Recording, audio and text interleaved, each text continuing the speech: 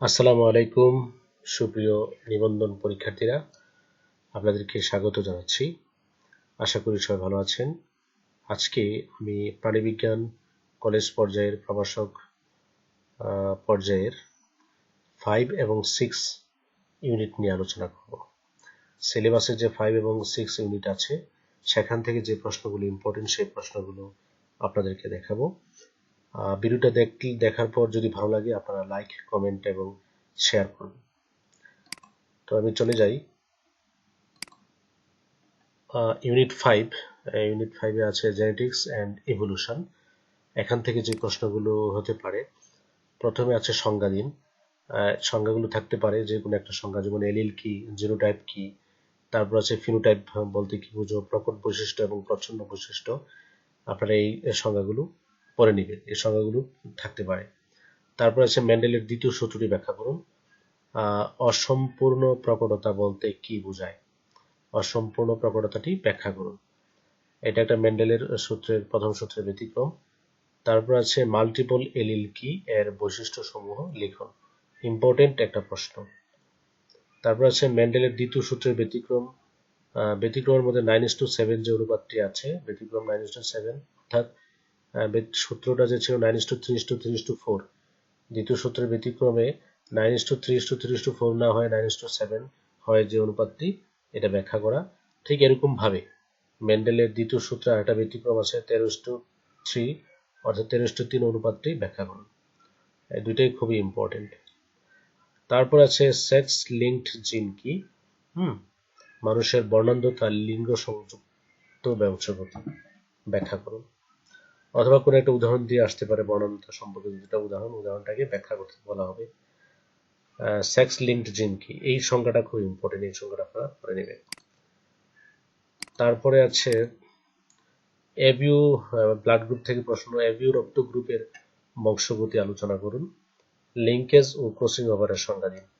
এখন আবার এখানে কিন্তু হতে পারে যে ক্রসিং ওভারের প্রকারভেদ হতে পারে বা লিঙ্কেজের প্রকারভেদও আছে, আপনারা দেখে নেবেন। লিঙ্কেজ কি, ক্রসিং ওভার কি সংজ্ঞা হিসেবে থাকতে পারে, তারপরে এই বড় প্রশ্নটা মানে তাদের প্রকারভেদ থাকতে পারে, সংজ্ঞার পরে প্রকারভেদ। তারপর সে পলিজেনিক ইনহেরিটেন্স কি, এর জিনতাত্ত্বিক ব্যাখ্যা দিন।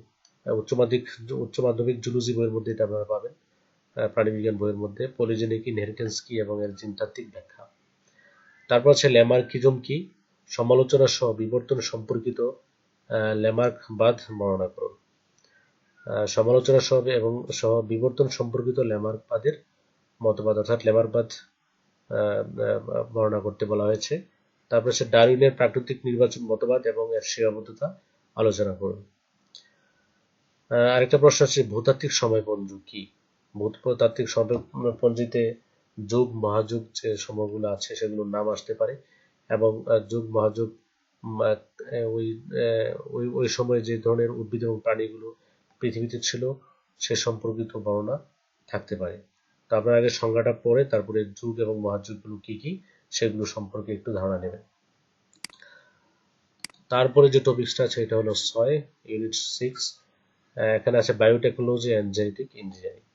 এখান থেকে যে প্রশ্নগুলো ইম্পর্টেন্ট সেগুলো হলো যে টিস্যু কালচার বলতে কি বোঝো, খুব ইম্পর্টেন্ট প্রশ্ন। ক্যালাস কি, টিস্যু কালচারের ব্যবহার লেখো, অর্থাৎ টিস্যু কালচার কেন করা হয় এটার ব্যবহার।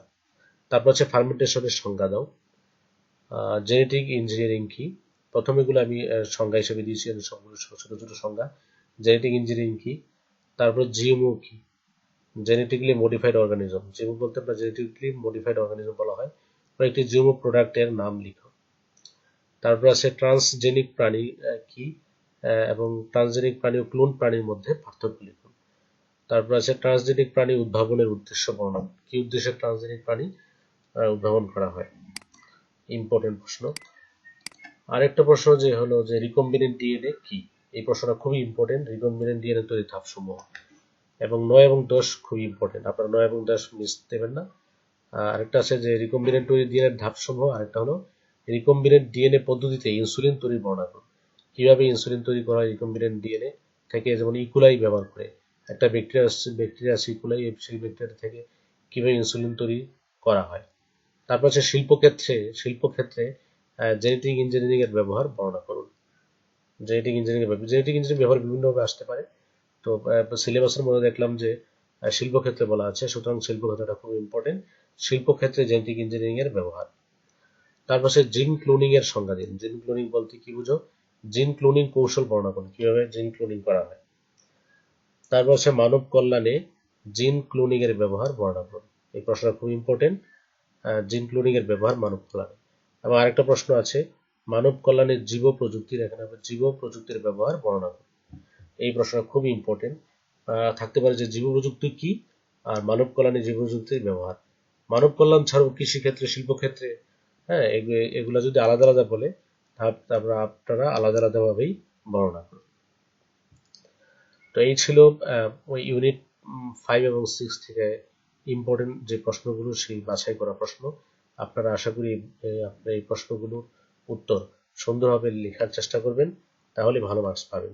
তো মনে রাখবেন যে যদি লিখিত পরীক্ষায় 65 মার্কসের উপরে পান, ধরে নেবেন যে আপনি নিবন্ধন পরীক্ষার আপনার পরীক্ষাটা ভালো হয়েছে এবং আপনি কোনো না কোনো একটা কলেজের মধ্যে আপনার চাকরি হওয়ার সম্ভাবনা বেশি।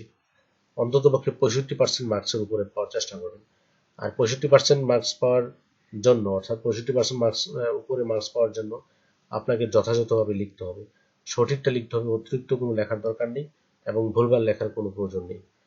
যদি সঠিকভাবে লিখতে পারেন তাহলে আপনি বেশি মার্কস পাবেন। তো ভিডিওটা এই পর্যন্ত। এই ভিডিওটা যদি আপনাদের ভালো লাগে, আপনারা লাইক, কমেন্ট এবং শেয়ার করবেন। ধন্যবাদ।